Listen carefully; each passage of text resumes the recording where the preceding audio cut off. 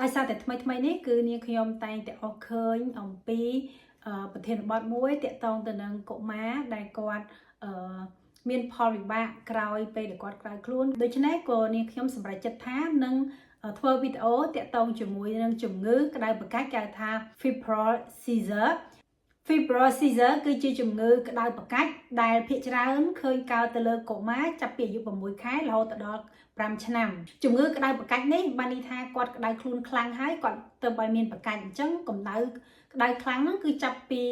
39រហូតដល់40អង្សាសេអញ្ចឹងនៅពេលដែលកុមារដែលមានកម្ដៅចាប់ពី39ដល់40អង្សាសេគឺយើងប្រុងប្រយ័ត្នមែនតើគាត់នឹងប្រឈមទៅនឹងការប្រកាច់ចំពោះកត្តាបង្កដែលធ្វើឲ្យកុមារងាយនឹងកើតជំងឺក្តៅប្រកាច់ទី1តកតងជាមួយនឹងដំណើរពូជគេថា generic អញ្ចឹងប្រសិនបើកុមារគាត់កើតនៅក្នុងក្រុមគ្រួសារដែលធ្លាប់មានជំងឺក្តៅខ្លួនប្រកាច់ពីមុនមកនៅពេលដែលគាត់ចាប់បានពីអាយុ6ខែទៅចន្លោះ5ឆ្នាំហ្នឹងគាត់នឹងប្រឈមទៅនឹងជំងឺក្តៅប្រកាច់នឹងដែរនៅពេលដែលគាត់ក្តៅខ្លួនខ្លាំងទី2តកតងជាមួយទៅនឹងជំងឺឆ្លងបានថាគាត់មានinfection ដោយសារតែពពួក bacteria ឬក៏ពពួក virus ឬក៏ក្រោយពីគាត់ចាក់វ៉ាក់សាំងប៉ុន្តែករណីដែលក្រោយពីចាក់វ៉ាក់សាំងវាកម្របង្កឲ្យកុមារក្តៅខ្លួនរហូតដល់39ឬក៏40ហ្នឹងឲ្យបណ្ដាលឲ្យប្រកាច់ណាគឺភាគច្រើនគ្រាន់តែក្តៅត្រឹម38កន្លះអីហ្នឹងគឺក្តៅខ្លួនក្រោយពីចាក់វ៉ាក់សាំង24ម៉ោងក្រោយគឺវាធំថយទៅវិញហើយប៉ុន្តែមានករណីខ្លះគឺបង្កឲ្យក្តៅខ្លួនខ្លាំងដែរទី3គឺតកតងជាមួយនឹងកុមារដែលគាត់មានកង្វះសារធាតុដែកគេហៅថា iron deficiency ពីមុនអ្នកវិទ្យាសាស្ត្រគាត់ក៏បានសិក្សាប្រសិនបើអ្នកជំងឺគាត់មានកង្វះជាតិដែកហើយគាត់ក្តៅខ្លួនប្រកាច់គឺអត់មានតកតងគ្នាទេពីហ្នឹងគឺដាច់ឡែកពីគ្នាក៏ប៉ុន្តែថ្មីនេះនៅប្រទេសកូរ៉េខាងត្បូងគេបានធ្វើការសិក្សាទៅលើកុមារដែលកើតជំងឺក្តៅប្រកាច់ហើយមានកង្វះសារធាតុដែកបង្កឲ្យងាយទៅនឹងកើតជំងឺក្តៅប្រកាច់អ្នកវិទ្យាសាស្ត្រក៏បានធ្វើការសិក្សាទៅលើកុមារដែលកំពុងតែអភិវឌ្ឍខួរក្បាលបណ្ដាកុមារចាប់ពីកើតរហូតក្រោម5ឆ្នាំហ្នឹងបើសិនបើគាត់កើតជំងឺក្តៅខ្លួនប្រកាច់ជាញឹកញាប់ក្រោយពេលគាត់ឈប់ប្រកាច់គាត់នឹងបន្សល់ឬក៏នឹងបង្កឲ្យមានផលវិបាកទៅលើខួរក្បាលបណ្ដាលឲ្យគាត់ពិការភាពខួរក្បាលអាចនឹងធ្វើឲ្យគាត់មិនអាចជាដូចដើមបាននោះទេគាត់នឹងក្លាយទៅជាមនុស្សរុក្ខជាតិគឺសំដៅទៅលើក្រោយពីជាទៅគាត់មិនអាចដើរបានគាត់មិនអាចនិយាយបានគាត់មិនអាចញ៉ាំអាហារបាននិយាយទៅគឺគាត់ទន់ដៃទន់ជើងគាត់មិនអាចជាបានដូចដើមដោយការដែលគាត់មិនទាន់កើតជំងឺប្រកាច់នោះទេលក្ខណៈនៃជំងឺប្រកាច់ហ្នឹងគឺវាមានពីរប្រភេទមួយគេថា simple febrile seizure ករណីនេះគឺកើតទៅលើកុមារភាគច្រើនអាចមានចាប់ពី 80% ឡើងរយៈពេលនៃការប្រកាច់ក្នុងប្រភេទទី1នេះគឺវាតិចជាង15នាទីប៉ុន្តែជាទូទៅគេឃើញថាកុមារដែលគាត់កើតជំងឺក្តៅប្រកាច់ក្នុងប្រភេទទី1គេថា simple febrile seizure នេះគឺមានតែរយៈពេលប្រកាច់1នាទីទៅ2នាទីតែប៉ុណ្ណោះហើយប្រភេទនៃការប្រកាច់យើងឃើញថា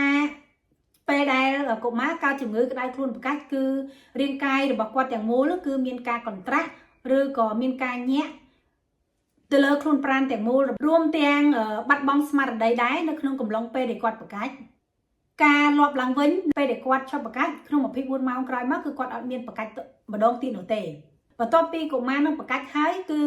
គាត់នឹងដឹងខ្លួនវិញយ៉ាងលឿនទី2គេហៅថា complex febrile seizure រយៈពេលនៃការប្រកាច់គឺគេឃើញថាតិចជាង15នាទីពេលដែលកុមារកើតជំងឺក្តៅប្រកាច់គឺគាត់ប្រកាច់ដោយផ្នែកនៃរាងកាយរបស់គាត់បានថាគាត់អត់មានការប្រកាច់ការកន្ត្រាក់ការញាក់ទាំងមូលរាងកាយរបស់គាត់ទាំងអស់នោះទេឬក៏គាត់អាចប៉ះពាល់ធ្វើឲ្យគាត់ប្រកាច់ញាក់ខ្លួនរបស់គាត់តែមួយជំហានខ្លួនតែប៉ុណ្ណោះចំពោះការលាប់ប្រសិនបើកុមារកើតជំងឺប្រកាច់ក្នុងរយៈពេល24ម៉ោងគាត់នឹងលាប់ឡើងវិញបានថាក្នុង24ម៉ោងគាត់អាចកើតប្រកាច់នឹង2ទៅ3ដងប្រសិនបើគាត់មានប្រភេទទី2នេះតើត្រូវមានដំណោះស្រាយដូចម្តេចខ្លះនៅពេលដែលកុមារកំពុងតែកើតជំងឺក្តៅប្រកាច់ចំពោះការគ្រប់គ្រងវិញគឺទី1ឪពុកម្ដាយឬក៏អ្នកថែទាំកូនហ្នឹងត្រូវតែរក្សាភាពស្ងៀមស្ងាត់កុំស្លន់ស្លោនៅពេលដែលបងប្អូនសន្ស្លាវគឺអាចជួយឲ្យបានទេអញ្ចឹងចំណុចទី1ដំបូងគឺគ្រប់គ្រងអារម្មណ៍ខ្លួនឯងឲ្យបាននៅកុំស្លន់ស្លោកុំភ័យខ្លាំងពេកទី2គឺត្រូវដាក់កូន ឲ្យគាត់គេងគេហៅថាដំណេកសុវត្ថិភាពគឺដាក់កូនដេកមកផ្អៀងហើយយកដៃនឹងជើងរបស់គាត់ដាក់កងគ្នាបន្តិចទៅដោយរូបនឹងខ្ញុំដាក់អញ្ចឹងគឺគេហៅថាដំណេកគេហៅថាដំណេកសុវត្ថិភាពដើម្បីការពារកុំឲ្យ slash ធ្វើចូលទៅស្ទះនៅផ្លូវដង្ហើមឬក៏អណ្ដាតរបស់គាត់នឹងបត់ធ្លាក់ទៅក្រោយព្រោះនៅពេលដែលកុមារស្លាប់ឬក៏កំពុងបង្កាច់នឹងវាអាចបណ្ដាលឲ្យអណ្ដាតឬក៏ slash នឹងចូលក្នុងកំពង់ខ្យល់របស់គាត់អាចធ្វើឲ្យគាត់នឹងគ្រោះថ្នាក់ដល់ជីវិតបានទី3ត្រូវតែដោះសម្លៀកបំពាក់ចេញអស់នៅពេលដែលកុមារកំពុងតែកើតជំងឺបង្កាច់ឬក៏គាត់កំពុងតែក្តៅខ្លួន4ប្រសិនបើយើងឃើញកូនបង្កាច់យើងត្រូវកំណត់ពេលវេលាឲ្យបានច្បាស់លាស់រយៈពេលនៃការបង្កាច់របស់គាត់ពីព្រោះពេលវេលាអាចកំណត់ឲ្យដឹងពីលក្ខណៈឬក៏ប្រភេទរបស់ជំងឺក្តៅខ្លួនបង្កាច់នឹងទី5កុំទៅអង្រួនលើករលាក់កូននៅពេលដែលកំពុងតែកើតជំងឺបង្កាច់